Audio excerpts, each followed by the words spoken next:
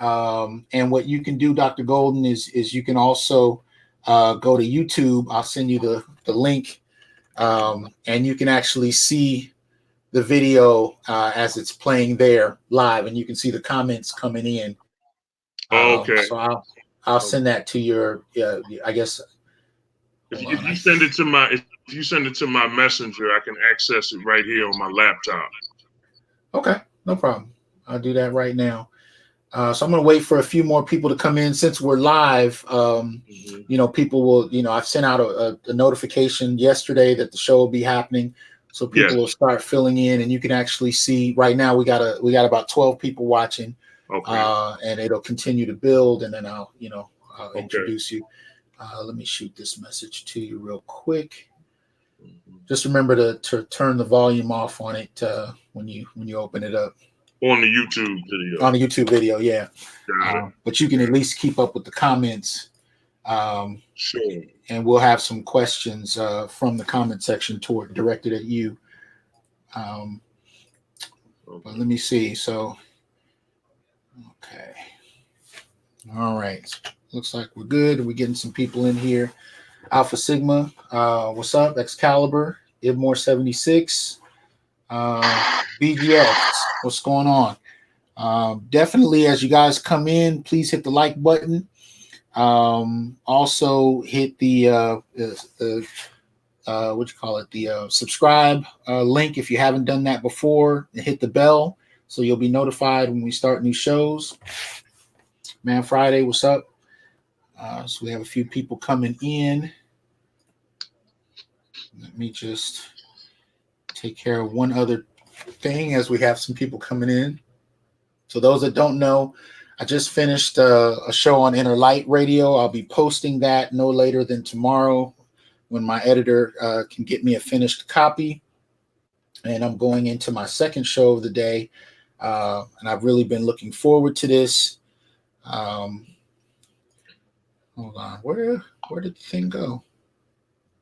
One moment, please. Just trying to get this set up. Been having technical difficulties all day today. So please support the channel if you will, so we can keep up this kind of programming. Getting some good people in here. What's up, Cats? Anwar, how you doing, brother? Malika, what's going on? All right. Now we are joined today by somebody that I want to start with an apology, because I asked the brother if he'd be willing to come on to my show back in the fall, the end of the fall, and he was kind enough to say yes. And then I got swamped with end of the semester kind of responsibilities, which I know he knows all about. Yes. And when I came back to him the other week, he was gracious enough to say, yeah, he'd come back. And he had every reason in the world to be like, man, I'm not coming back in there. You left me hanging. So I apologize for that. And I wanted to do that on the air. But we are joined by the esteemed Dr. Tim Golden. And I want to just give you a little information about him as we get started, because this is an incredible brother. Dr. Timothy Golden, who is currently professor of philosophy at Walla Walla University, has his PhD from University of Memphis in philosophy. Dissertation was Ontotheology, Subjectivity, and the Alchemy of Transcendence. Master's at Westchester University of Pennsylvania in philosophy. JD at Thurgood Marshall School of Law, Texas Southern University, and his bachelor's at Westchester University of Pennsylvania. Areas of specialization: 19th and 20th century continental philosophy, philosophy of religion, philosophical theology, African American philosophy, critical race theory. He also teaches moral philosophy, philosophy of law, modern philosophy, ancient philosophy, social and political philosophy, and has authored a number of texts. It authored his, I believe this might be your dissertation, Subjectivity, Transcendence, and the Problem of Ontotheology, as well as Frederick Douglass and the Philosophy of Religion. Has an edited text that's forthcoming, Racism and Resistance, essays on Derek Bell's racial realism, and a number of book chapters and peer-reviewed works. Very powerful brother, who I want to welcome to the Onyx Report. So thank you for coming in, man. Thank you so much for having me, Dr. Johnson. I'm humbled that you would extend the invitation to me, and I'm blessed and excited to be with you tonight. So thank you. Oh man, no, thank you. And we're going to be putting the link to your TED Talk in the chat. So I definitely want people to check that out because as we'll get into tonight, some very deep. I'm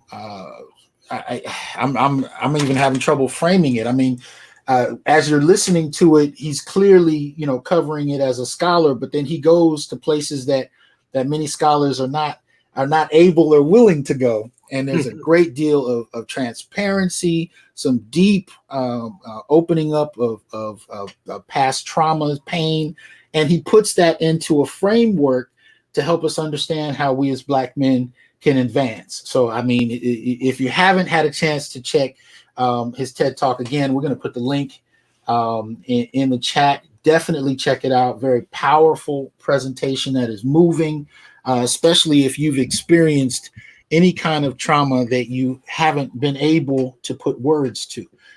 So I think throughout the course of the discussion tonight, we'll get to some of that. What I generally like to start with when I interview people is I want to get a sense of who we're talking to, where they're from, and how they came to where they are in their life. So Dr. Golden, tell us a little bit about your upbringing, where you're from, and what was the environment like that you came out of. Sure. Thank you very much.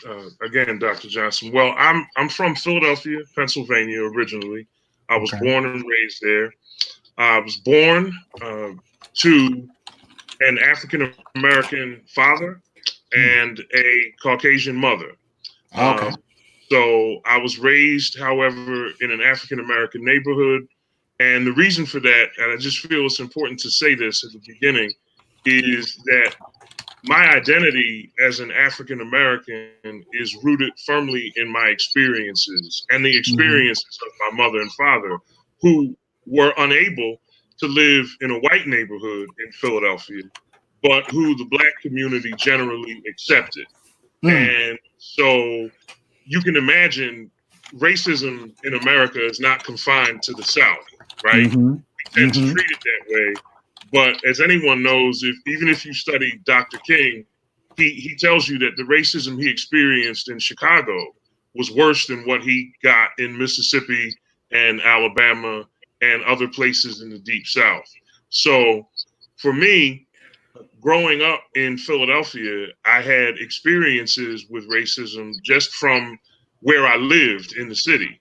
We lived in an African American community because the white community would not accept a family with an African American father and a white mother. And so I grew up in a very sort of, I say, middle class, working class Black community. Right.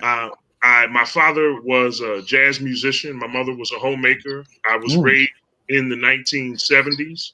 So I'm a 70s kid, born in the late 60s, raised in the 1970s. So I grew up there and went to high school there, and then went off to college not far from where I grew up at Westchester University of Pennsylvania. And it was there that I discovered my love for philosophy. And so I took a philosophy course when I was an undergraduate, and I was fascinated because we read Plato's Republic. And after reading that text, I declared a minor in philosophy, and I actually wanted to be a double major. My major was criminal justice. But I was on a scholarship when I was in college, and my scholarship was about to run out.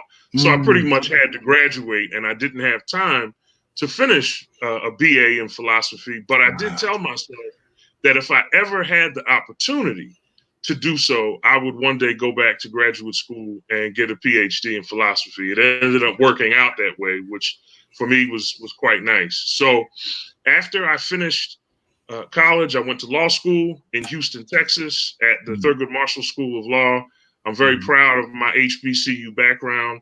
I should say that were it not for historically Black colleges and universities and their law schools, I would not be a lawyer today. I applied to 11 law schools. I was accepted by 3, and they were all HBCUs. Wow. And I chose to go to Texas Southern because of the wonderful legacy of Thurgood Marshall that's there. I don't know, this is a bit of history a lot of people may not know, but Texas Southern University was founded in 1947 as a result of a federal court order during desegregation litigation, where the NAACP was representing a Black man named Heman Sweat, who had applied to the University of Texas Law School and was denied admission because he was Black. His lawyer was named Thurgood Marshall. He was represented by a young lawyer from the NAACP named Thurgood Marshall. That's right. So the federal court ordered that during the pendency of the litigation, that the Texas legislature had to found a university that would train African Americans in pharmacy and in law. And so in 1947, it was founded as the Texas State University for Negroes. In 1951, it was renamed Texas Southern University. And in 1976, when Justice Thurgood Marshall was sitting on the Supreme Court in a special ceremony, the law school was renamed in his honor. And so that narrative, that backstory, as an African American growing up in Philadelphia and coming into that sort of history was very important to me. And so I chose to go to law school there. I wanted to go to law school because my goal as a lawyer was to represent indigent criminal defendants. Wow. I went to law school because I wanted to be a public defender. And so when I finished law school in the early 90s, 93, I came back to Philadelphia. I had a job as a public defender, and I worked at the Defender Association of Philadelphia for 2 years. And then I left and I had my own law practice where I did court-appointed indigent criminal defense work for about 12 years. Wow. During this time, as you might imagine, almost, I would say 90 to 95% of my clientele was African American and Latino. And criminal defense lawyers, make no doubt, there should be no doubt about it, are really foot soldiers in the battle against oppression in the criminal justice system. The arguments that have to be made, the maneuverings that have to happen, the passion for advocacy on behalf of one client after another who's Black and brown and who's facing significant amounts of time in prison because of mandatory minimum sentencing. All of these things became part and parcel of who I am, not just as who I was, not just as a lawyer, but who I am as a person. So there was a time when, at that time, I was married, and I decided that it was very stressful for me and my wife at the time. So we decided that we would try something different, that I would try a different career. So this was a chance for me to think about transitioning from the practice of law into being a full-time college professor. Because the practice of law, at least in a city like Philadelphia, the nation's 5th largest city, is feast or famine. Some months you make a lot of money, some months you don't. And when you're married and you have financial obligations, I don't need to say anymore, do I, bro? You have to do what you have to do. And what I really needed was a salary. I needed some good benefits. And so in the interest of not in the interest of becoming rich, because if I wanted to be rich, I wouldn't have gone to grad school in philosophy. I can tell you that. Right. But in the interest of just some financial stability and some flat out predictability in the financial sphere of my life, I went back to school, graduate school. I got a master's degree, and then I got a PhD from the University of Memphis. And so it's interesting because when I was at the University of Memphis, I want to circle back to my racial background, because this became one of my first publications. One of my first publications about 4 years ago. Actually, it was further along than my first publication, but in any event, 4 years ago, I published an essay in a book called "Philosophy in the Mixed Race Experience," and it was after I finished my dissertation, and this is to all of the graduate students out there, right?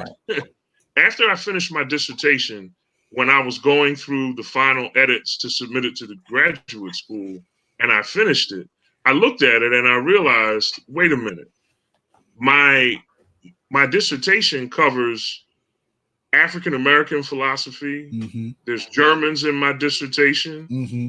There's a Jew in my dissertation. There's a Protestant in my dissertation. Right. And I took a look at it and I said, this dissertation is as much about my own identity Wow. as it is about philosophical texts. Mm-hmm. And so what I started to see is that in my philosophical work, I'm not so much engaged, or I'm engaged as much in an interpretation of myself as I am of any sort of text that purports to be independent of who I really am, right?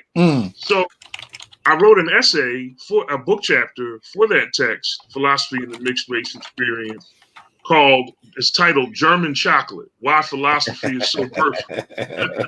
And as a part of that, I address a critique of whites and some blacks who would say to me, when you identify as African American, you're excluding your white mother. And so what I had to do was spend some time doing some preliminary work in that essay, addressing that problem and sort of explaining my rationale for identifying myself as African American. And what that came down to is that if you're white and you tell me I'm excluding my white mother, that's really a racist sort of way to engage with me on that subject, because you certainly aren't going to accept me as a white person. Right? You're not going to accept me as a white person. And now you tell me not to identify as a black person. And so in that part of the chapter, I engaged what William Wells Brown, with his character Clotel, calls the tragic mulatto problem. And I tried to address that in terms of distancing myself from the tragedy and embracing my African American identity, because that's the only identity that I've really known. Right. That's the only community that's ever really embraced me. My father was a black man. I lived in a black neighborhood. All my friends were black growing up. And so for me, in resistance to this sort of pernicious movement of whiteness, what I have to do, or what I did in that essay, was try to show, listen, this doesn't diminish my mother whatsoever. What it does is it gives me an opportunity to, almost like Douglas does in his fight with Covey, to resist something that's trying to destroy him, to resist something that's trying to tell me that my identity has to be in some sort of in-between zone. And the fact of the matter is, it doesn't. So I make a choice in an existential sense. I make a choice to be an African American and to identify myself as such, because that's the way that I have interpreted myself. Not in a way like Rachel Dolezal, right? We're not we're not talking about that, but in a sort of authentic way, almost in the sense that Frederick Douglass, who opens up his narrative in part with the statement that his father was a white man, right? Booker T. Washington says something similar, and there were other slaves who came along who were of mixed parentage. And so just for those graduate students out there, particularly if you're African American and you're in the humanities, one of the things that I want you to understand is that sometimes you might be interpreting yourself. You know, this sort of deeply modern dialectic between text and self, such that we see self as something separate from its interpreter, is problematic in some ways. And in that essay, German Chocolate, I try to explore that. I see one of the comments coming in, Frederick Douglass was a pure race man, regardless of his mixed parentage. I would tend to agree with that. I mean, I think that there's no doubt that Douglass is certainly embracing his blackness, and that's what I have decided to do, and that's the way that I live my life. I try to live my life authentically and honestly, with a keen eye toward my own history and my own identity, and how I know myself and how I understand myself. And so that was one of my earlier essays about 4 years ago. Mm-hmm. Since then, I went through a lot of personal trauma, and here's where I have to give a lot of love to Dr. Tommy Curry, Mm-hmm. because, as you know, Hasan, his book "The Man Not" has really hit the academic landscape with Mm-hmm. a bang. Right. And Right. when I, every now and then there's a book that comes along that speaks to who, not only who we are as academics, Mm-hmm. but Dr. Curry's book spoke to me on a personal level, Right. because when I read the first chapter, what I began to see that a lot of the difficulties that I had experienced as a result of the trauma I went through in my marriage were because I had an inadequate conceptual scheme that did not enable me to articulate my pain and my suffering as a Black man. Mm-hmm. Mm-hmm. Because, as Dr. Curry points out, so much of gender studies has been equated with women's studies, Absolutely. and the study of men has been excluded. And then when you add on top of that what Dr. Curry calls the disciplinary surveillance of the concept of race, such that it becomes diminished in the context of gender, now as a Black man, I have no way to articulate my pain and my Mm-hmm. suffering, which puts me in a very difficult position of being unable to be seen as a victim of any trauma. Right. And the pathologizing of Black men that goes on in popular culture Mm-hmm. ad nauseum, Mm-hmm. even with the tragic death of Kobe Bryant, you have women trying to paint him as a rapist, and all Right. that does is it prevents Black people from grieving, right? Absolutely. From grieving that loss. And so for me, the man not became the impetus. I like to say, I said this on Twitter last week, that Dr. Curry's work, The Man Not, did for me what David Hume's skepticism did for Immanuel Kant. Yeah, I It, did catch that. Yeah.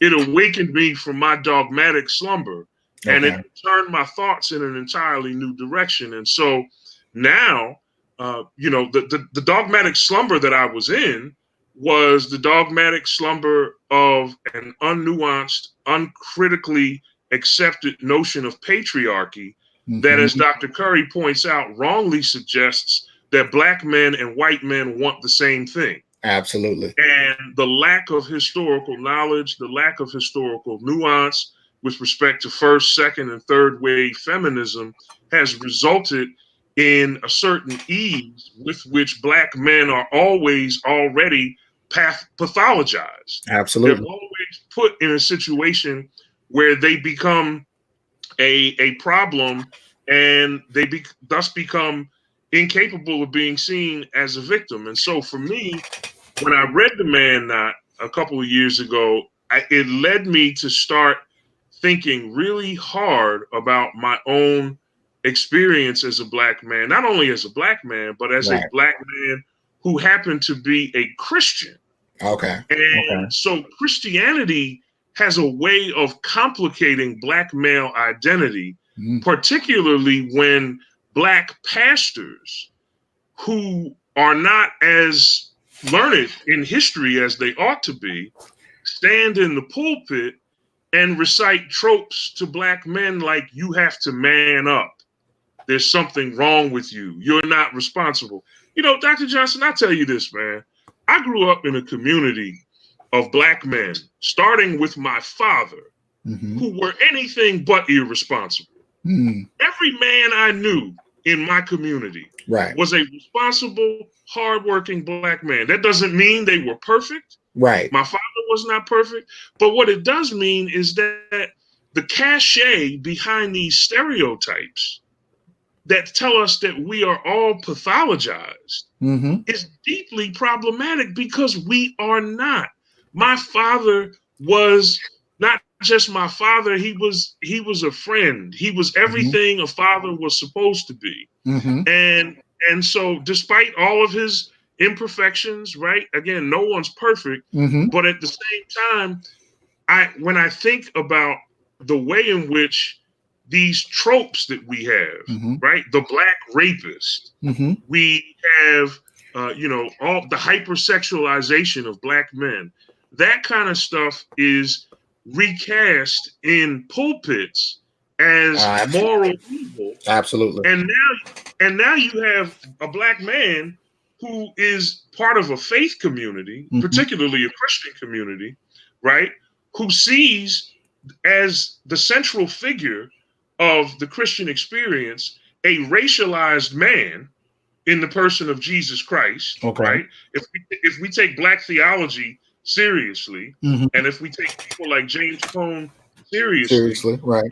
then he identifies what he calls the blackness of God, Mm. not necessarily making an ontological or historical claim, Mm-hmm. but rather making an existential claim that God identifies himself with the experiences of oppressed persons. Okay. And so, insofar as God does that for African Americans, God is black. Okay. And so, in a black theology of liberation, Dr. Cone spends a lot of time developing this notion of what he calls the blackness of God. Now, So, now wait a minute, 1 second. I do want to shout out. Thanks to Antonio. Definitely thanks to Black Outcast Media for donating. Thanks to TD Hip Hop Media for sharing the video right now as we go along. So good looking out, people.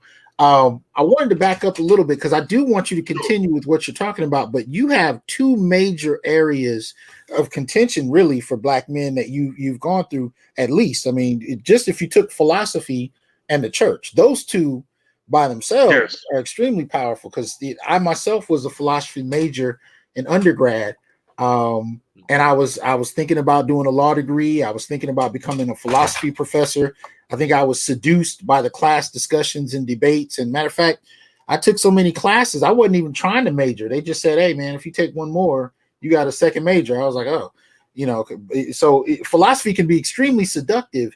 But talk a little bit about how you navigated that as well as the church, because it sounds to me like Curry, if you could have had the man not, in undergrad, even as a philosophy, when you were taking philosophy, it sounds like that might have done for you what Cone did for religion. It might have been an easier way to kind of enter into, but you nonetheless navigated that, before, the man not. So how did you navigate those waters in philosophy?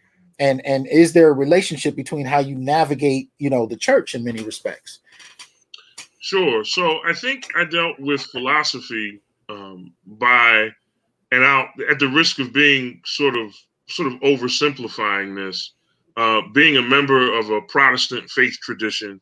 I'm a Seventh Day Adventist, right? So Okay. being a member of that Protestant faith tradition, a tradition which, by the way, is deeply rooted in the racial fractures that led to the Civil War, right? Okay. The Seventh day Adventist Church was founded in the middle of the Civil War in 1863 and is very much an American religious denomination and has had to grapple with the problem of racism and from slavery and Reconstruction all the way through Jim Crow in the 20th century.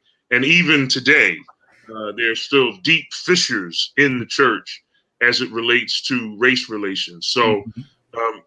that said, I think that for me, my navigation of philosophy with with my faith is sort of something that I looked at through. I found a philosophical theological home in Kierkegaard Okay. as an undergraduate, and so what I came to see is this notion that anyone who purports to be able to explain God in rational terms, because that is what philosophy demands, right? Okay. Philosophy demands a rational explanation and justification according to the logos or reason, Mm. right?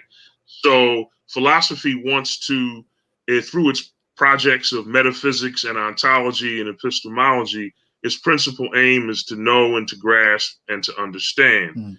Whereas the Christian theological tradition recognizes reason or the logos, but makes the point that the logos for the Christian is not the end of or the goal of our experience, but rather is only the beginning. So the one of the famous passages in the scriptures in the Bible is John 1:1, right? In the beginning was the Word, and the Word was with God, and the Word was God. That term in the Greek there is logos, which of course means reason, word, or language. But then when you go to verse 14, it says, and the Word was made flesh. And so for me, as a Christian, I've always sort of understood my task not so much to try to navigate my Christianity through the labyrinth of philosophical abstraction, right? Which I think is a non-starter, because at its core, there's nothing about Christianity that is rational, right?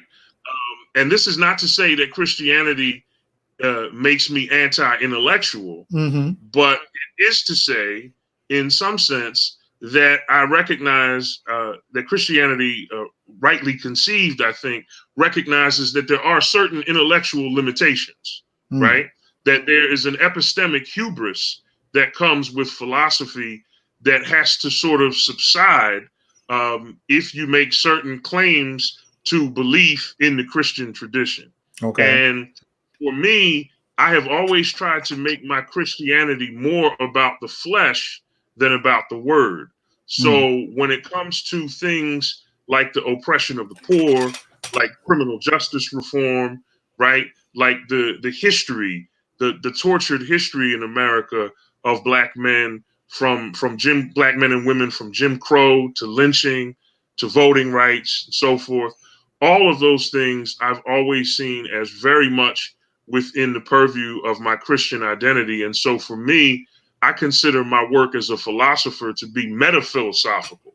That is to say, my research focuses on philosophical questions about philosophy in the normative sense. That is to say, what kinds of questions should philosophy be trying to address? And so much of my work from my book on ontotheology and my book on Douglas and the philosophy of religion are metaphilosophical in that they make the claim that philosophy and its task of abstraction has never been good for black people. When white people start abstracting, they start erasing history, right? Charles Mills talks about this in The Racial Contract, where he argues very strenuously that the thought experiments of John Rawls, for example, are these extrapolations and abstractions that lead us to this original position where nobody knows their history, nobody knows their identity, right? And Charles Mills makes the poignant observation in one of his papers from about 11 years ago called Rawls on Race, Race and Rawls, that the real problem with the abstractions of political philosophy is that not only do they end up not addressing racial oppression, but because of their neglect of history, they likely end up perpetuating it.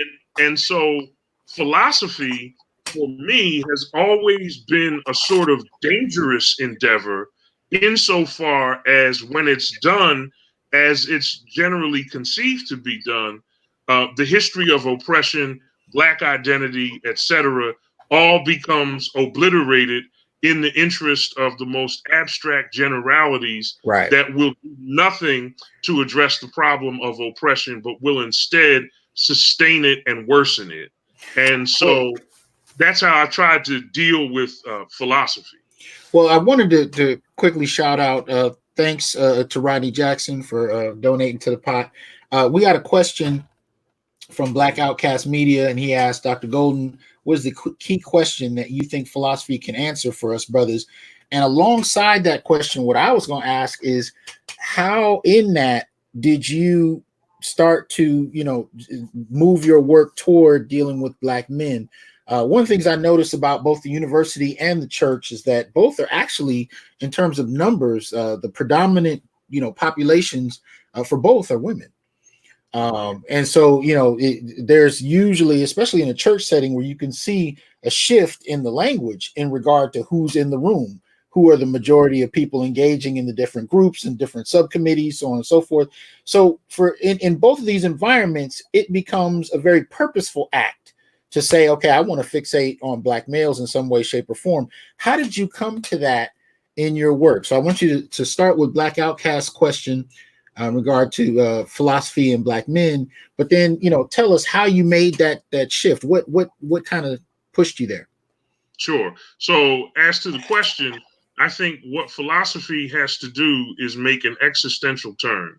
It has to turn away from its preoccupation with abstract, metaphysical, ontological, and epistemological questions, and instead begin to address not only questions of praxis, but questions of identity, questions of struggle, questions that can be viewed through Dr. Curry's conceptual scheme of the man not, through what it means to be an African American man. We need to move away from the abstractions of philosophy, because as I said a moment ago, abstraction is never good for Black people. It never has been and it never will be. In fact, abstraction is the basis for this false notion of color blindness, right?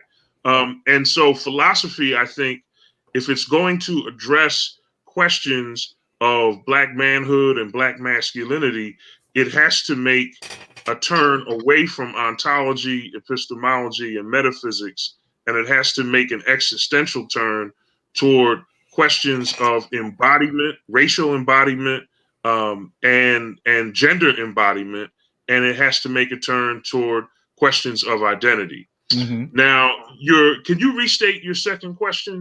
Well, the second question is how you got to, how you decided to focus your work on Black men.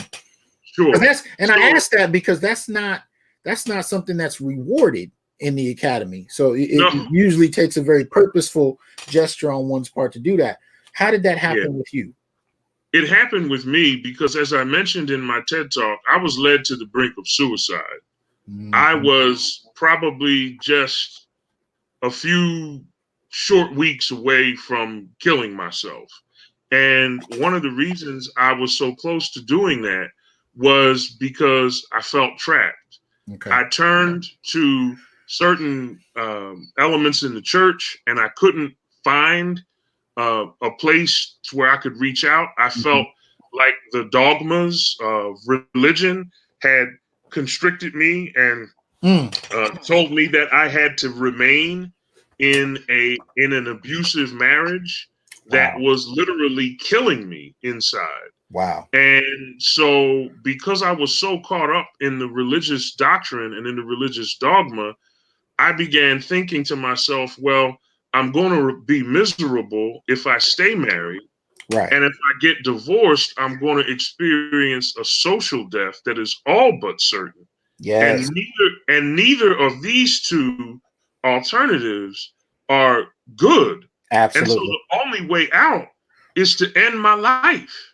And I was there, man. I mean, when I tell you I was there, brother, it was so close it was frightening. And so for me, what led me to the study of Black men was, after reading Curry's work, The Man Not, I saw my conundrum. I saw that I couldn't really articulate what I was experiencing. Absolutely. And when I began to see Curry's development and his trenchant critique of gender studies as it's currently constituted, I now had a voice and a space. Yeah. And Dr. Curry had cleared the ground and made a place for me to lay a foundation where I could actually have the audacity, Dr. Johnson, as a Black man, for some self-determination. Absolutely. And for some self-interpretation, right?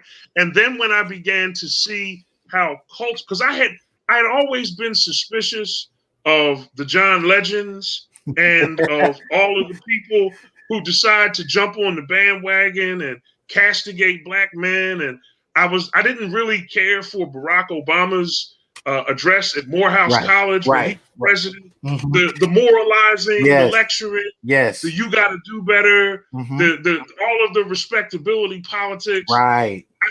That always bothered me. Mm-hmm. But Dr. Curry gave me an actual conceptual scheme Mm-hmm. to really resist that kind of thinking. Absolutely. And his analysis of the cultural phenomena has really put me on track. So what I began to do is I began to think to myself, after my TED talk, I've spoken at men's conferences affiliated with my church. Okay. And man, I can't tell you how many brothers have come up to me and have said to me, listen, man, you know, what you're saying is what I have been through, but I'm afraid to say anything because nobody's going to pay me any attention. Yeah, real.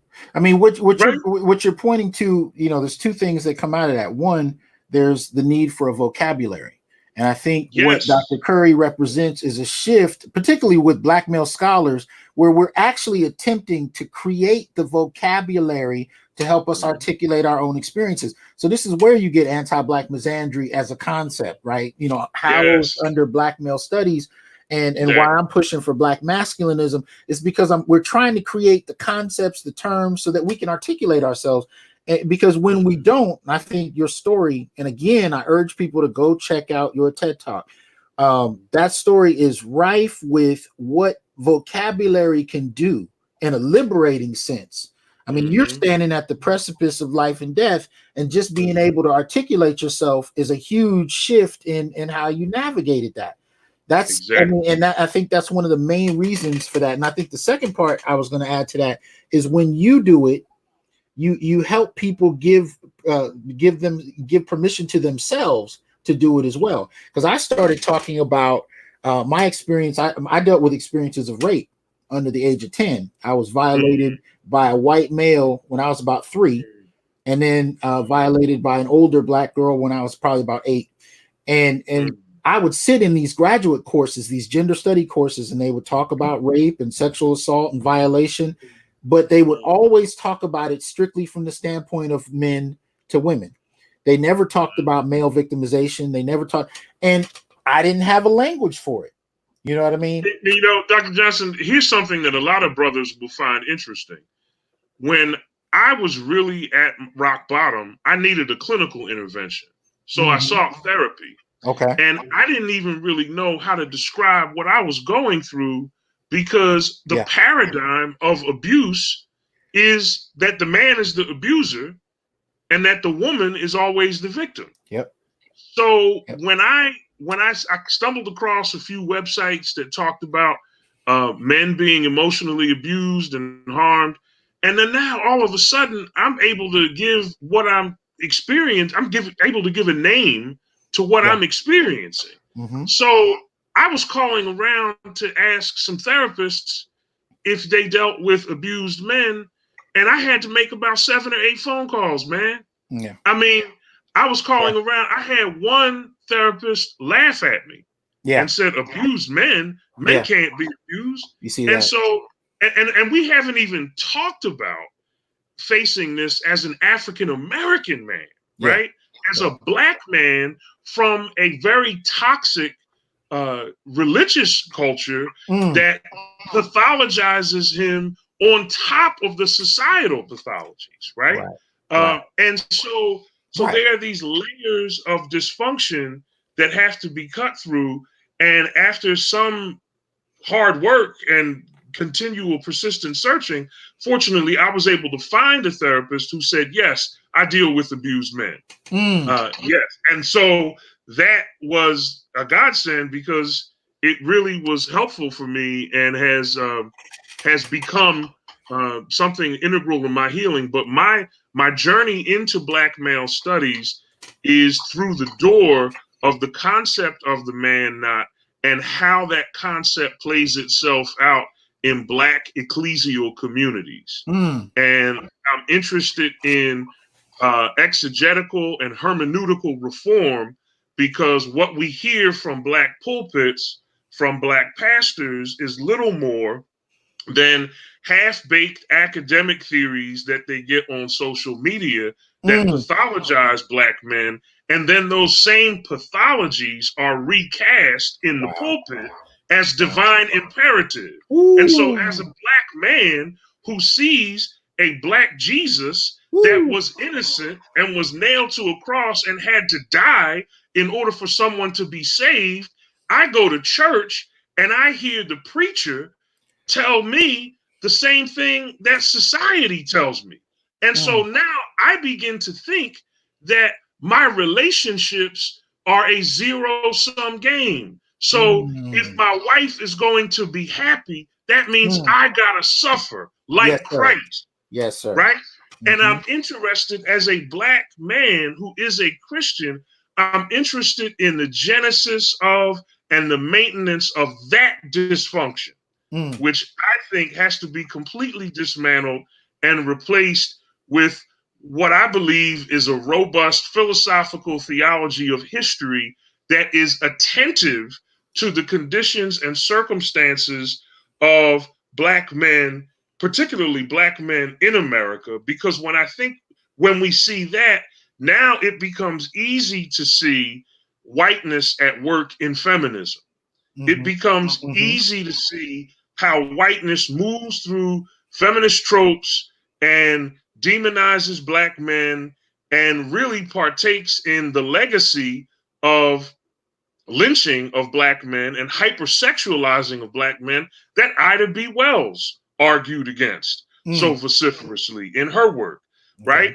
And when we see that, now all of a sudden, maybe what gets preached from the pulpit isn't that black men are a problem, but maybe it's black men are in need of humanity. Black men need to be heard. Yes. Black men need to be respected as men.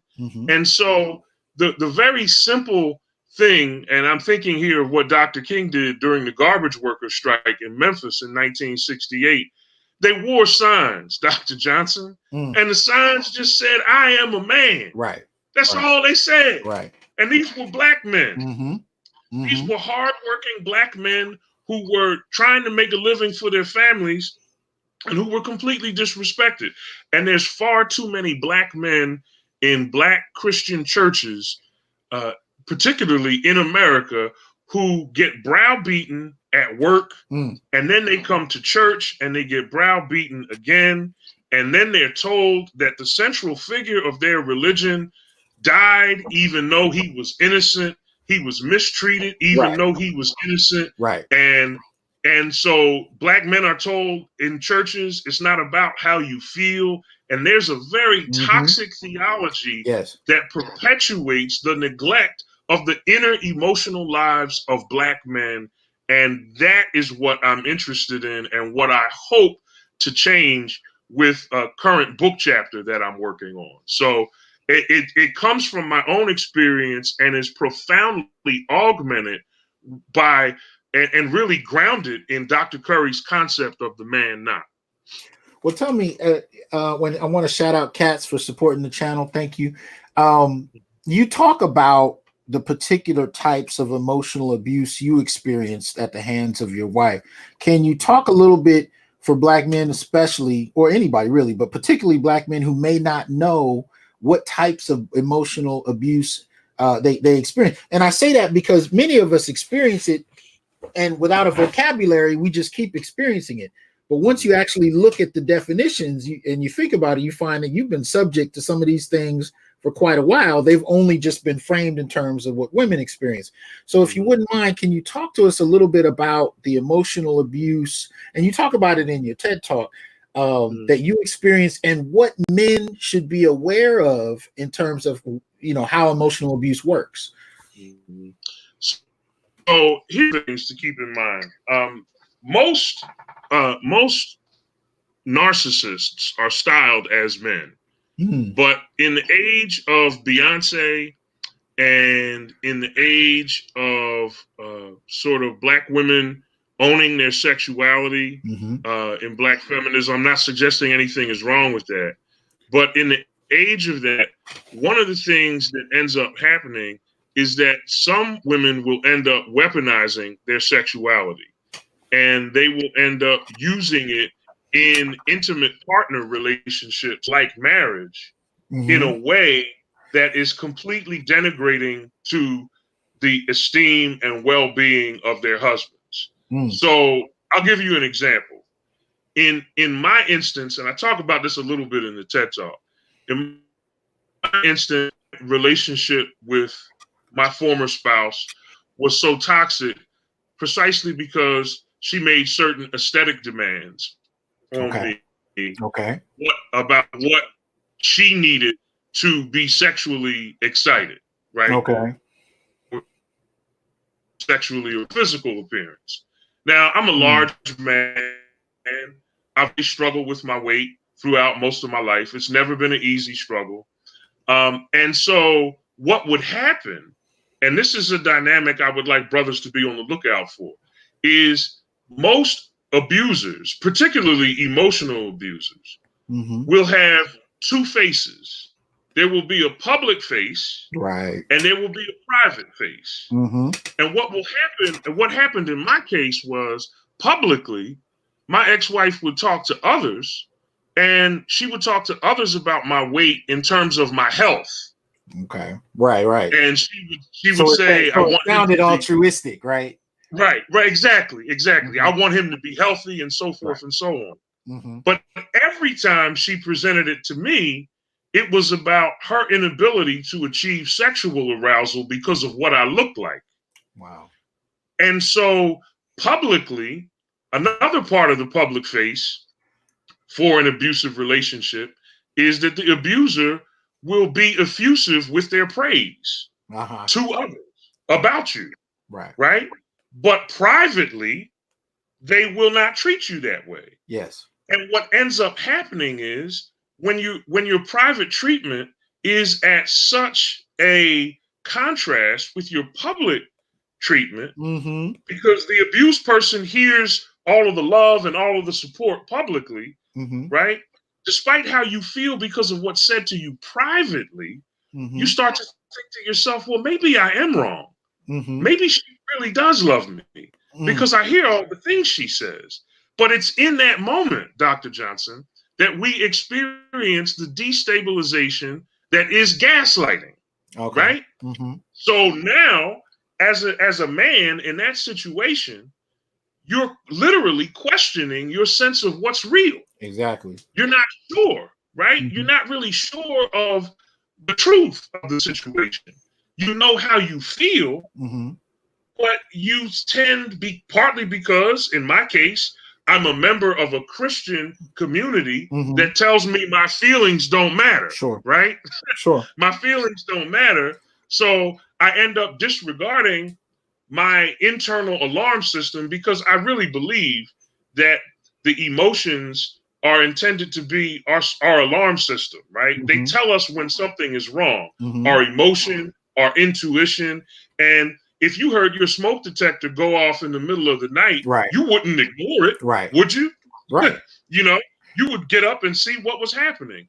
And so, but what happens is the church, particularly the Black church, right? Because there's a lot of very toxic interpretations of masculinity in the Black community that stigmatize mental health issues, that stigmatize in the Black Christian community anything outside of prayer. If you're not praying or if you're not spiritualizing your problem away, that's somehow of the devil and so forth. And what I'm saying is that there are times when that's flat out wrong. There are times when you do have to trust your feelings. There are times when you do have to trust your intuition. And I ignored mine for so long that I didn't, toward the end, the only thing that got me sure on what was real was that I began to pay much more attention to how I felt. And I knew that my feelings were trying to tell me that something was terribly wrong. But that's a revolutionary act unto itself, to prioritize and even allow yourself to focus on your feelings, because we're told we're not supposed to do that. Now some in the chat are asking, because you mentioned that this was in the context of a Black church. Was your wife also Black? Yes, yes, she Okay. was. So you were experiencing this, and the way she kind of framed it, one of the first things that came to mind when you mentioned how she had the public face and the private one, if and when you decided to, even publicly say, I have an issue with my wife, or even it gets out that you guys are getting divorced, the way her public face has framed the discussion, you look ungrateful. You look like you're not willing to accept this altruistic loving being, but really what she's done is kind of stack the public against you in a particular way, where if you attempt to break free, you're the problem. If you call attention to her abuse, you're the problem. It's ways that we use the public, or some people use the public in their own interest, to kind of do that. And so that's definitely part of the abusive dynamic too. But I appreciate you talking about that, because I think so many Black men experience that. I think we've accepted it as, many of us have accepted it as a norm, and without the vocabulary again to really begin to break that down, we don't know, we leave it alone. Even when we read, I read about rape, and I even wrote about rape in my work, and sexual assault and all, but the terms were so ensconced in women and gender studies. Yep. It never dawned on me that they applied to me. And I remember sitting in a graduate course as they were talking about rape and thinking, wait a minute, I've experienced a number of those things. And I said something along those lines. It is probably about 15 years ago. And I remember, immediately being silenced, particularly by the women in the class, because they had already been empowered with a certain type of connection to the data, connection to the concepts. And I didn't have enough at the time to really push back against that. So I just kind of accepted it. But I think what you're speaking to is what happens when we don't make the effort to do that and to connect with those who are doing the work, like yourself, like Dr. Curry, like Dr. Neal, people who are putting out work that says, hey, wait a minute, there's something else going on here. So, when we mentioned Kobe a little while ago, the importance of us speaking out about how he's being regarded, how he's being treated is imperative, because he and others are being used to reflect on all Black men. And we're so used to it, we don't critically often break that down. But I'm hearing more and more women, more and more men who are starting to speak up. And I think once you get this vocabulary, once you get some of these concepts and terms under your belt, it only adds that much more, because there's so much in the Black male experience that is framed in this type of trauma, this type of ongoing assault, that we've just taken it as a norm in many ways. We have, and we've come to accept so much of this, and it plays itself out in funny ways, man. I listen to a lot of Christian men in the church talk, and there's a lot of self-deprecating humor, and my wife's so much smarter than me, and happy wife, happy life. Yeah, man, that kind of stuff will kill you, man. That is poison, and the culture doesn't help it any, man. You had guys like Steve Harvey, man. I think the best thing that happened to Black men was his show being put off the air, because wow. Yeah, a lot of the stuff men are stupid, we're stupid, we're all hunters. It's sort of as the woman, you're the prize. Well, as a man, what am I? right. Am I chopped liver? Do I matter? Right. Am I important at all? And I think what we do, Chris Rock made a statement a couple years ago where he said in substance that only women, children, and dogs are loved unconditionally. Men are loved on the condition that they provide something. And what has happened in the Black community is, and it's reinforced in Black churches, that there is somehow a virtue in reducing Black masculinity to the quality of your credit score. Yeah, and there it is. the amount of money that you have in your bank account. Yes. So that you can provide and do as Christ has done, which means that in order for your family to be saved, you have to die. And that is a recipe for emotional and psychological disaster. So if I could hitch my wagon to one star, man, as my work relates to Black men, I'm really interested in this problem of the man not in Black Christian spaces. And what I hope to do is expand this into a full length book project, Mm-hmm. where my point of departure would be the gospel story of Jesus, who finds a man who was born blind, Okay. and his disciples say to him, "Who sinned, this man or his parents?" Now, if you think about that question, there's an assumption that there's something wrong with this man, that this man is Mm-hmm. somehow pathological, Mm. right? And what do we do when society looks at us as Black men and says, you must have done something wrong? I saw a Right. video going around social media last week of a woman slapping a man back and forth across his face, and the comments from Yeah. guys and women up and down the feed are things like, "Go girl, he must have done something He wrong. must have done He must, something. you just getting him for something." And see, that presumption of guilt. I've spent my legal career fighting for the presumption of innocence Yes. for oppressed Black men and women.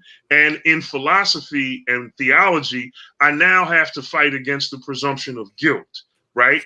There's this presumption that all Black men are somehow pathological, that Right. there's something wrong with us, Right. that our inclination is to a greater degree than white men bent on hypersexual Yes. behavior, that we're rapists, that we're always already ensconced conceptually as criminals. I think it was Fanon who said that Black men are dangerously ahead of themselves. I'm present even when I'm absent, right? Mm. So that when George Zimmerman sees Trayvon Martin, Right. he's already brought within this violent conceptual scheme and Mm-hmm. understood as criminal, Mm-hmm. right? And it Mm-hmm. becomes easy to kill him because he's not human. He's a Mm-hmm. criminal. And Mm-hmm. so my work with Black men in philosophy is an attempt to address the real problems of Black identity, in the Black male identity, in the context of Black Christian spaces, which I think Mm-hmm. are in desperate need of reform. Mm. Wow. Powerful. We had a question a little ways back in the chat where somebody asked about how Black men can navigate these universities and the university experience. And I think a lot of what you just said speaks to how it's not just it's not just in the larger society or even in the church. We know it's in the academy. So in terms of what you might suggest to somebody who's looking to go through this university experience, what insight might you give about how they should navigate it? I would say that if you're going to navigate this experience, the intellectual demands, and you know this, Dr. Johnson, the intellectual rigor of doctoral study and the Mm-hmm. pursuit of graduate degrees and so forth is taxing. And Mm-hmm. the first thing I would say is you have to be serious about it. You Right. have to be serious about it, and you have to determine that this is what you're going to do. You also have to not only be serious, but you have to be prepared, Mm-hmm. which means you have to seek the collective wisdom of Black men and women who have gone before you. Mm-hmm. Before I went back to graduate school, I sat in front of my computer, man, and I sent emails to just about every Black philosopher that I could to Mm. ask questions of them, ask their opinions, and so forth. So you have to be serious. You have to be prepared, Yeah. and you have to be committed to your own work. You have to believe in your own work. You have to believe that your work is meaningful, that you have something to say, and that when you say it, it will make a difference. Yeah. So I would say those three things. You have to be prepared. You have to be committed, and I'm forgetting the third thing I said. You have to be, what did I say? It escapes me now. I But understand. so it'll come back to me. But you gotta be prepared. You gotta be committed, and you just have to know that you have to believe in yourself. You have to Absolutely. believe that you have something to say, and that what you say is really going to matter. So Mm-hmm. that would be my advice to anyone, because once you go into it, it's not always going to be friendly to you. It's Oh, going to be hostile. absolutely. Absolutely. Graduate school is not. I mean, I had a I had a white professor when I was in graduate school. Man, I just this is funny. It's a crazy story, but you know, I had when I went back to grad school, I had practiced law for years, man, in Philadelphia. Argued in front of juries, judges. I argued cases in front of the Pennsylvania Supreme Court. Okay, There it is. and I'm walking down the hall with this white dude, man, and he, asking me to carry his briefcase. I looked at him. I was like, nah, man, nah, nah. Like, no. So Right. you have to, as a brother, you have to know who you are, and you have to know, what you're going to tolerate and what you're not going to tolerate, man. Right. Because folk will test you, Right. folk will test you. But I just told, I said, nah, man, I'm not doing that. No. No. Absolutely. Absolutely. Yeah. And I would say, to anybody going through, black males looking to go through graduate school, you definitely got to be self-driven. You got to be focused. You definitely have to back up your arguments as much as possible. And pretty much I went in with the assumption that there weren't a whole lot of allies. There weren't people who were jumping out their way to look out for me. And so when those people did present themselves, it was icing on the cake, and I definitely received them. But for the most part, the majority of my academic experience was, intellectual hostility, cultural hostility, institutional hostility, and exclusion. And so you kind of go in not expecting much and making sure you are incredibly prepared on as many levels as possible, especially emotionally. Because what people don't often talk about is that graduate students, the percentage that attempt and commit suicide are extremely high. Graduate school is a grueling experience, especially when you are unwanted. And I've experienced that exclusion at the hands of white men, white women, and black women, to be honest with you. So because in many instances, they end up kind of being in black academic or spaces, they kind of end up becoming the gatekeepers in some respects. So as a graduate student, I would also say, if you're going to deal with black male studies, be very diplomatic and strategic about how you do it. Cite and back up all your research. And I'll be honest with you, in many instances, you wait till you get tenure before you come out the gate, full guns blazing, because there's going to be a great deal of animosity from a number of different spaces about advocating for black men. And sometimes it's going to be even hard to tell where that animosity is going to come from, but it's going to come from a number of different spaces, because the protection and really the humanizing of black men is unwelcome. That's right. That's right. And if I could just piggyback on what you said there, Dr. Johnson, what I would say too to someone preparing to go to grad school is know the basics of your discipline. Commit to understanding the basics of your discipline before you begin the work of criticism, right? Because if you don't know your discipline, you're not going to know what you're criticizing. True. And the worst thing you can do is attempt a critique of something that you don't really understand. One of the things that is so impressive about Dr. Curry to me is the immensity of his retention of material that is basic to his discipline. Right. He understands modern philosophy. He understands ancient philosophy. He understands social and political philosophy. He understands philosophy of law. And the only way to develop that kind of understanding is to spend time with those basic texts. And then you can begin to develop through some of the secondary literature. You can begin to carve out a space where you can stand and speak your own voice. And when you do it that way, you do it with so much more credibility. Just because you understand something doesn't mean you agree with it, right? But I was reading some of Dr. Curry's work a couple years ago, and I was just taken aback, but not taken aback in a bad way, but in a good way, by how well he understands the basics of philosophy, right? In Mm-hmm. addition to the complexity of his critique would not be as powerful as it is unless he first understood the basics of his discipline as well as he does. And Absolutely. that to me is another piece of advice I would give to any person, any black person going to graduate school, Mm-hmm. is to commit yourself to learning the basics of your discipline.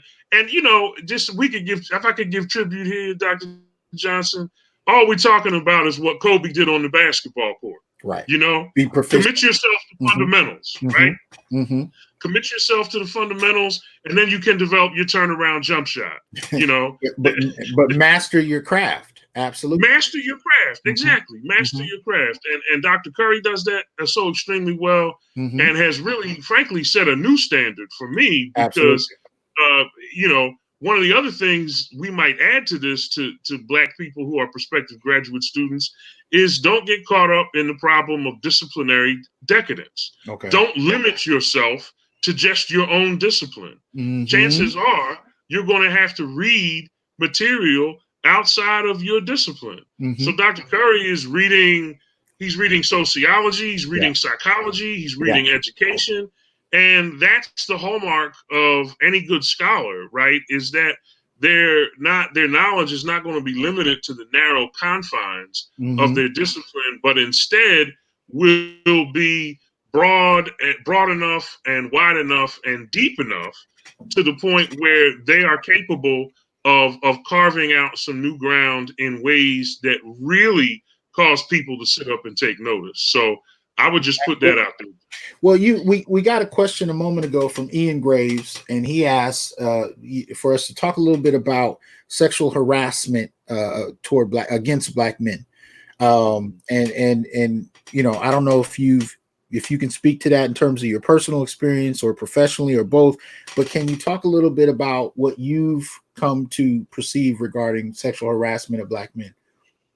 Okay, so if we're talking about sexual harassment under Title VII of the Civil Rights Act, right, of 1964, which is the traditional way that we do, I think sexual harassment in the workplace has to be everything that we do to pay attention, to be attentive to women and their experiences. We need to start doing a lot of that for men, right? Mm-hmm.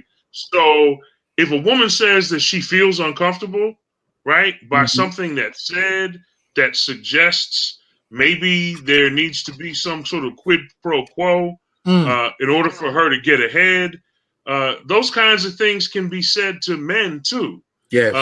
And men are always, and this is the other problem, men are always presumed to be ready for sex, particularly Black men are always presumed to be ready for sex and are always presumed to desire sex. Right. A man's emotional life or his well-being such that, it's hard for us to conceive that a man wouldn't want to have sex with his partner because of emotional estrangement, for example, right?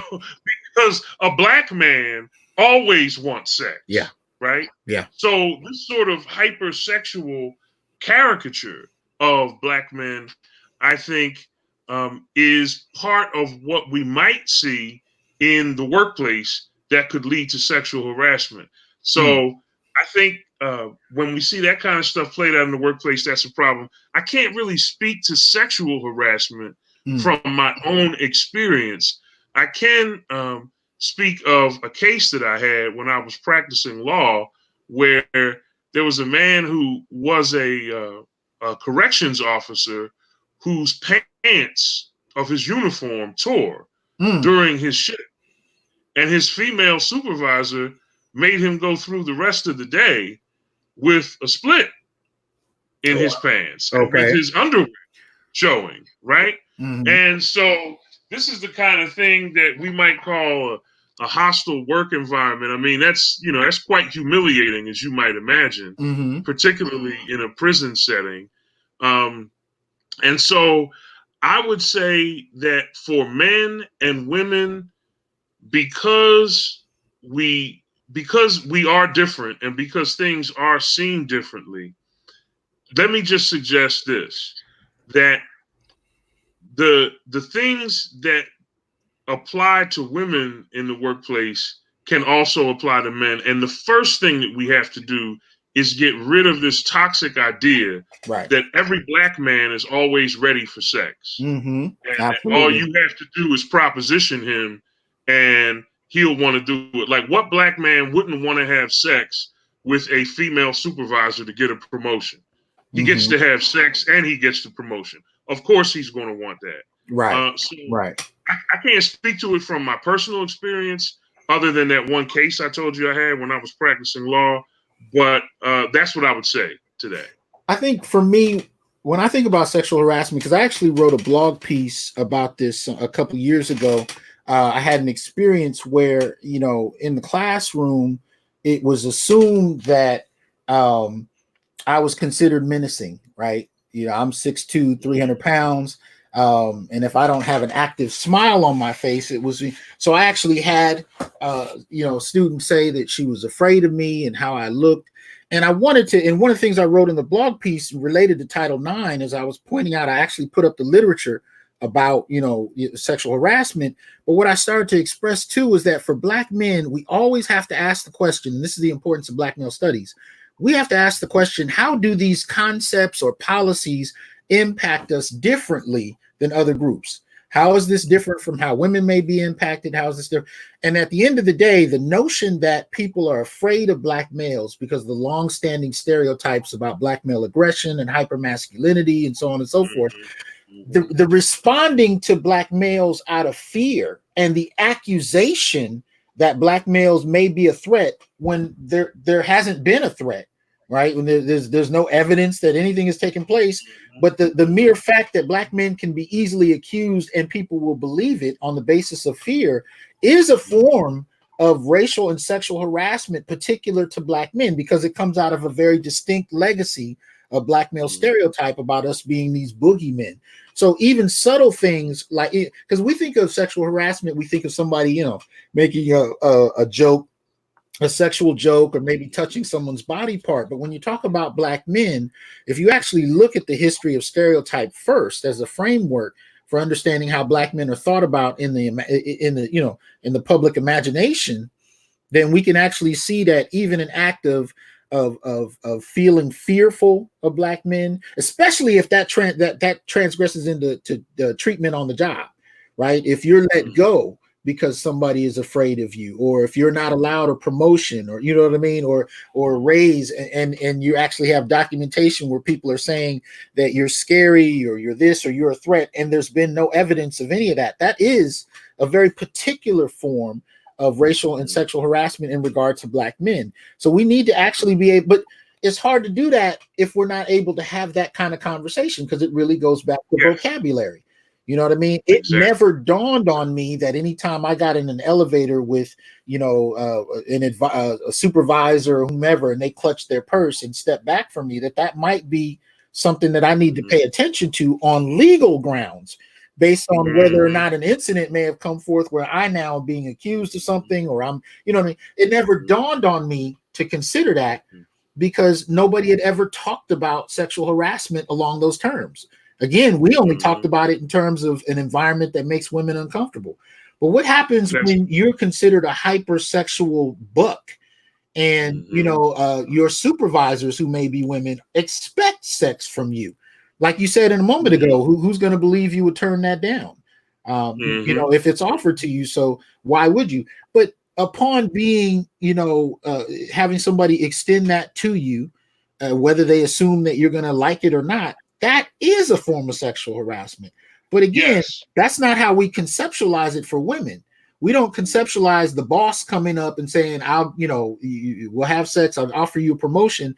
We clearly have a way of looking at that. But if the genders are reversed, we just kind of walk away from it. And again, it's in moments like that there are these opportunities for Black men to reclaim their humanity from the clutches of these social and cultural stereotypes, right? And to come out and to say, no, it doesn't always work that way. I can be a Black male And yes, the sexual advances of my female boss can actually be unwanted, right? Mm, It's not unreasonable or ludicrous to suggest that one can make unwanted sexual advances toward a man, mm, because particularly if that man is black, right? mm. Because black men, the bucks, we're always ready, Right, right? We're right. always ready for sex. In fact, we're so ready for sex that we have to go around and rape people in Exactly. order to get it, right? Exactly. And to show our dominance and to show our control and so forth. So I think those are opportunities to reclaim our humanity. I'll also say that one of my mentors, he's now retired, Bill Lawson, Mm, wrote an essay some years ago called The Importance of Moral Discourse. And this is in his book on philosophy and American slavery. And one of the things he points to is this very problem of vocabulary, as you put it. mhm, When you don't have the conceptual scheme that enables you to articulate what you're experiencing, then you're ultimately unable to achieve a shared communication experience, mhm, and thus we're never able to get to a place where we can actually have meaningful reform, mm. right? At least not in terms of public policy. Because think about it, Dr. Johnson, if you go back 60 years, a woman who was being groped on her job by her boss and told that if she didn't give in to his sexual advances, she was going to be fired, she didn't know what to call that Wow. 60 years ago, right? She had no name for it. Mhm, But the moment that there was a term, sexual harassment, now mhm. all of a sudden that term translates into significant public policy changes Right. that now provide a legal infrastructure so that she can interpret her experience now Right. in Right. a way that will lead to a redress of her grievance. We need Exactly. that same sort of dynamic at work for black men. Mhm. And that's the kind of that's the kind of thing that I think black male studies makes so possible, because Absolutely. it's black men reflecting on the experiences of black men, and not just black men. There may be black women who are in black male studies, right? Mhm. Who are Absolutely. doing some of the same work. And like I said at the beginning of my TED talk, I tried to ask people to think about their fathers, about their brothers, about their Mhm. nephews, right? Mhm. About all the men in their lives, their uncles, and so forth. So Absolutely. these are the kinds of things that I'm hoping will help to shift the culture in a way that makes a difference for black men. No, absolutely. And I think it's important that we keep that conversation going because it's really just getting started. I do want to say I'll be interviewing Zakia Sankara Jabbar. I think first week of February, so that should be next Wednesday. Because you mentioned women in Black male studies, and I would definitely suggest that people are going to get a kick out of what she has to say in relation to that. So I'll be doing that soon. But I very much agree with you, and I think that we definitely have to keep that ball rolling because there's so much fear, even amongst Black male scholars, about prioritizing Black men and how they'll be treated in the academy, and you'll see a number of them walking on eggshells in how we go about it as well, for fear of offending others or frustrating others. But we do have to prioritize the Black male experience because it has been excluded. And a moment ago, you also talked about the vocabulary, the language that women got, particularly in the 1960s and 70s, around rape, around sexual assault. And that's a critical period that a lot of people really don't look at the granular aspects of. When the first shelters were being built or being put together for abused women to be able to move into, one of the things they found was that when they interviewed many of these women, they found that the women gave as good as they got. The mutuality of abuse went both ways, but the women actually kind of had to be trained to see themselves as in victimized terms. And this is where Dr. Curry talks a lot about the Duluth model and the man not, and how that played a severe role and framing this solely as something men initiate and women experience. But when you look at the kind of discussions that went on, many of the women were participatory in the abuse back and forth. So it actually took I would argue at least a generation to train women to be able to see how this new vocabulary applied to them. But at the same time, they were training young men, especially, but men in general, to not see themselves as a part of that dynamic. So when we look at boys, for example, who come forward and are asked about whether or not they've been sexually violated, you'll often find in some of these studies that boys will say, well, no. But when you get to the specific questions about, well, were you penetrated, but with the finger or a penis or an outside item or whatever, boys will come forward and say, well, yeah. Well, why didn't you consider that? Why didn't you say that when we asked you if you'd been raped or violated? And they said, well, that's not what we saw on TV. What we saw in movies and on television was that this only happens to girls. So it's not necessarily, because people have this popular idea that men and boys won't admit to rape because they're just too macho. That's such an oversimplification. Part of the problem is many men who've been violated and boys who've been violated don't know they've been violated because they've not been given a definition of violation that includes them. So I've counseled boys in 7th, 8th grade who, when I got them to speak about their experiences, had clearly been violated, but they hadn't seen a film, a documentary, a popular TV show, hadn't even heard a song on the radio that framed their experience in a way that they could identify with. So, so those are the kind of conversations I think really need to be teased out and explored. So I definitely agree with you there. I want to open up to the chat as far as any direct questions. I'm sifting back through the comments I may have missed from the last few moments. But if you have any questions for Dr. Golden, this would be a good time to extend them. If you posted it and I missed it, repost it if you will. But I definitely want you guys to take advantage of having him here while we do, because I'm not going to hold him too long. I know he's had a pretty long day, so I want to definitely show my appreciation to the brother by not having him, on here for 8 hours. But if you have any questions for Dr. Golden, please post them up now. In terms of your now you're solely teaching. Are you still practicing law on the side? How does that work for you?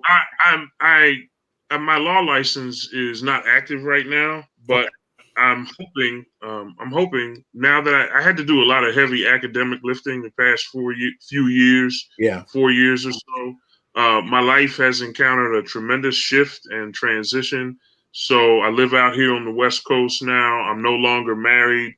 So having been through a divorce and having been through grief, and grieving that loss, it's those personal setbacks have resulted in a lot of delays in my academic work and publications. Okay. So I spent most of the past 2 years or so sort of getting caught up with that. And now that a lot of that heavy lifting is done, I intend to continue, of course, to write and publish. I have a full teaching load at my university. So I'm the director of the legal studies program. We have a legal studies minor. We have a pre-law designation, and I'm also the director of something called the Donald Blake Center for the Study of Race, Ethnicity, and Culture. So we put on an academic conference every year. So I have administrative responsibilities, and you know how it is, Dr. Johnson. I have committee responsibilities. I'm on the rank and tenure committee. So so you working? I'm working, man. Between the committee work, my work as director of the Center for the Study of Race, Ethnicity, and Culture, my teaching, and of course a full research agenda. It's often hard to stick around home and get writing done. But the good news is I have a sabbatical coming up in the fall. So all right. I'm going to be on leave and I'm going to be settling into more work. I will also probably be reactivating my law license, and I'm looking to establish a small federal appellate practice where I can represent indigent criminal defendants on appeal. And that's something I would like to do on the side, 1 or 2 cases a year, get the opportunity to write a brief, keep my legal writing skills sharp, stay on top of my courtroom skill, and do something that is significant but manageable in light of all my other responsibilities. So that's my short-term plan. Well, that's beautiful. And I want to say, now that you are newly divorced and since you shared with us the circumstances behind that, forgive me, but I got to say congratulations. Uh, Thank you, but man. but I will Thank tell you, especially with some of the brothers in this chat, there's been a discourse in social media for the last, I'd say, decade or so, referred to as red pill, and I can definitely tell you that you're not only in company in regard to where you are in your life, but you are actually the prize. So um, trust me when I tell you, a brother with a PhD, a law degree, and you're out here doing the work. Don't we not gonna let you, this community that you are hearing, you seeing in this comment, we not gonna let you walk away from here thinking that you are not the prize, brother. So we're gonna go into more Thank you. detail on that. But we had a question, we had a couple of them. One from Black Outcast Media Broadcasting. He asks, will you continue to explore the metaphysical analysis in the masculine space? That's one of the questions we got. The second question was, and this is up to you if you want to answer. So it looks like a private question, but it's does Dr. Golden's ex-wife show some of her abusive side, or did she do the bait and switch on him? I think that means, were there signs of abusive tendencies before you married? So we'll start with those two, and there's at least one more question in there. Sure, sure. There were. I'll start with the second one first. There were signs of abusive tendencies before I got married, but another disadvantage, and it's not a criticism, but a disadvantage of certain Christian religious communities is that you can, through the internalization of certain dogmas, convince yourself that you're making a good, godly decision Okay. when you're actually not.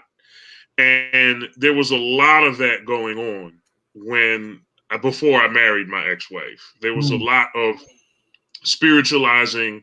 There was a lot of theological abstraction, sort of removing myself from the concrete realities of my situation, where I observed very strong abusive tendencies, but nevertheless chose to ignore them and overlook them in favor of, and this is a dogma in the church, of loving my wife as Christ has loved the church and given himself for it, right? Okay.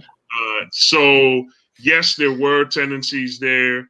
And I should also, in the interest of transparency, indicate that when I did get married, one of the reasons I overlooked these tendencies was because I got married with a sense of self-esteem that was already damaged somewhat through some prior emotionally abusive relationships. So I was already compromised, and that being compromised in that way led me to overlook things that I should not have overlooked. So that's my answer to that. The second question, as to the metaphysical nature of masculinity, I believe it was. Will you continue to explore the metaphysical analysis in the masculine space? So I guess if your Yes. work is coming into black male studies more, will you still deal with it, the metaphysical aspect of it? I probably, my work is probably conceived of as, if I'm doing an ontology or a metaphysics of black masculinity, it's going to be social, right? It's going to be a social ontology. That is to say, one of the popular lines of thinking with regard to race, for example, in the academy, is that it's not biologically real, but it's still socially real, right? So any ontological or metaphysical or epistemic work that I do around black masculinity will be geared toward more of a social metaphysics and a social ontology and a social epistemology that accounts for black male embodiment and the ways in which the black male body is always already scripted and marked as hypersexual, criminal, etc. So if I am doing that kind of work, it will be metaphysical work, it will be ontological and epistemic, but it will be rooted in sociality and not in classical metaphysics and epistemology and their attendant abstractions. Okay. Beautiful. Beautiful. I think we had Another question in here. Ian Graves asks, can he speak on the LGBTQ movement on male mental and physical health and healing? Male mental and physical health and healing. And I guess he's relating that to the LGBTQ movement. Yeah. Well, I'm not. Could we get that person to clarify that question? Right, Ian. See if you can give us a little clarification on the question. And in the meantime, while he gives us some clarification, he posted another. He asks, "Are you afraid of any pushback against your work?" So, Ian, if you could clarify your other question, and we'll get Dr. Golden on this one first. Yeah, I guess it would be. I guess I wouldn't say that I'm afraid of pushback on my work. I'm certainly aware that it will be out there. But isn't this what we do in the academy? Aren't we supposed to discuss and debate new ideas? And I think along these lines, it's important to say that this is not Black male studies is not a zero-sum game. The centering of Black male experience does not imply a decentering of Black women. It does not, it's not a zero-sum game. It isn't the case. It is not the case that Black male studies is some sort of epistemically and ontologically violent space in which Black men are going to berate and castigate Black women and make them somehow the scapegoat for all that is wrong with Black men. These are the kinds of terribly uninformed and sort of ad hominem debates that you find on Black Twitter, right? I mean, I have no interest in decentering Black women, and the fact that Black men find themselves in a space where their experience has been ignored, that doesn't negate the centuries of neglect toward Black women either, right? So I think if we're going to start I wouldn't say that I'm afraid that my work will receive pushback, but I am aware of it. Yeah. And I would say that in the interest of that awareness, that anyone who is somehow reticent or about my work or anyone else's work in Black male studies would remember that, certainly not for me, and I don't think for anyone else. I don't think for Dr. Curry or you or any of the Black men who are doing Black male studies. It is a straw man to suggest that Black male studies somehow is violent against Black women. That's just false, right?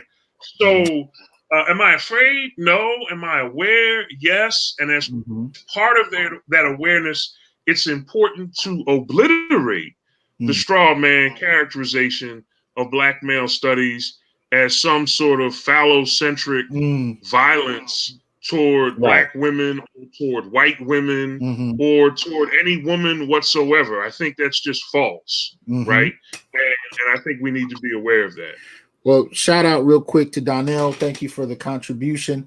I just want to, what I'll add to that is I definitely agree. I would add the caveat, however, that in other areas, in other fields, as it were, being critical when necessary in regard to women and girls or whatever it may be is unwelcome. I will say that. And I do want to see a Black male studies that if the situation, if the research, if the issue at hand requires that be allowed. If it's not about going out of one's way to attack Black women, but if it's part of the discourse and it needs to be said and it cannot be said anywhere else, then it should be. And I think that type of intellectual honesty is difficult, especially because there are so few of us, as faculty. I mean, what are we? We're less than 1%. And since 1976, Black men have only gotten half the degrees of Black women. So we're not in the academy in any great number. And so I think to that extent, there needs to be a space for Black men to articulate their experiences, regardless of who may not like it. But I think we're actually saying very similar things. So I just wanted to kind of add to that. But in respect to Dr. Golden's time, I do want to thank him for being on the Onyx Report. Appreciate that, brother. Thank you for coming through, and I apologize again for how I handled the fall, but I will not let that happen again. But thank you, and we know both of your books are forthcoming. So, if you want to share with the audience, how they can read some of your work, how they can support what you're doing, and where can they find you? So you can find me on Twitter at A Truly Golden Man. You can also find me on Instagram at A Truly Golden Man, and you can find me on Facebook under my name, Tim Golden. If you Google my name, Tim Golden, and philosophy, I've done some early work on Black philosophy and the philosophy of religion, where I engaged a lot of James Cone's liberation theology and read him with David Walker's Appeal, and so forth. So you can find me there. And as soon as my books are published, which will be later this year, I'll be happy to. I'll be sharing those Amazon links through all of my social media outlets. So be on the lookout for those things. They'll be coming later this year. Well, I want to extend a preemptive invite, man. So when either both books, when they come out, you have a standing invitation to come back. I hope you'll talk to us about what you're doing and the work you published. And I definitely want to push people to go ahead and pick it up, man. So I'm letting you know now, you got a standing invite. So let me know. Dr. Johnson, that means a lot to me, man. I'm so grateful to you and for the wonderful work that you do and for your efforts with this podcast. It is really a space in which a lot of healing can take place. I've learned that there's healing in telling your story. And every time I get to tell it, I heal a little bit more. And as a survivor yourself, I'm sure you understand that. So I wanted to say thank you from the bottom of my heart for providing a forum in which I can do this honestly, openly, constructively, and in a way that I'm hoping will help other Black men and women out there to understand Black men better. So thank you so much for having me, and I look forward to coming back to talk about some more of my work. Well, we do as well. All right. And I wanted to read this off to, I'm probably going to start closing my show with this, but I want to affirm it. So I want to thank people for joining the Onyx Report, but I want Black men to remember more than anything that we are not criminals by birth. We're not perennial rapists, incapable intellects. We're not man children. We are not sperm banks. We're not child support sources. We're not success objects, walking phalluses, ATM machines, lottery tickets, unpaid bodyguards, interchangeable stepfathers, child discipline proxies, unpaid repairmen, workhorses, or any other socially accepted dehumanizing stereotype. We are thinkers, inventors, innovators, leaders, fathers, and men. Embrace your humanity, my brothers. Know your worth and extend your time and attention and resources only to those who genuinely respect you. All right. Peace, y'all.